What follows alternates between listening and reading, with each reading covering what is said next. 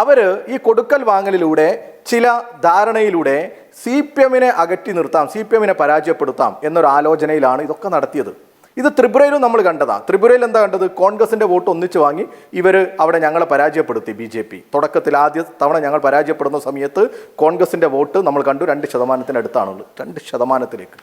ഇവിടെയും അതുപോലെ ഒന്നിച്ച് 8 സീറ്റ് ഒന്നിച്ച് BJP-യുമായി BJP-യുടെ താമര ചിഹ്നവുമായിട്ട് ചേരുക, കൈപ്പത്തിയും താമരയും ചേർന്ന് അവിടെ ഭരണം പിടിക്കുക.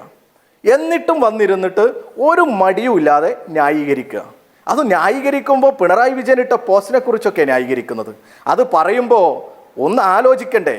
രാജ്യത്ത് ഇപ്പോൾ വലിയ ചർച്ച നടക്കുന്നത് പാവപ്പെട്ടവൻ്റെ ഒരു അവകാശമായി മാറിയ തൊഴിലുറപ്പ് പദ്ധതി, കോമൺ മിനിമം പ്രോഗ്രാമിൻ്റെ ഭാഗമായി ഞങ്ങൾ കൂടി നിർദ്ദേശിച്ചതിൻ്റെ അടിസ്ഥാനത്തിലാണ് ആ പദ്ധതി ഉണ്ടാകുന്നത് എന്നൊക്കെ എല്ലാവർക്കും അറിയാം. ഇനി സംശയം ഉണ്ടെങ്കിൽ സോണിയാഗാന്ധി ഇപ്പോഴും ഉണ്ടെന്ന് ചോദിച്ചാൽ മതി.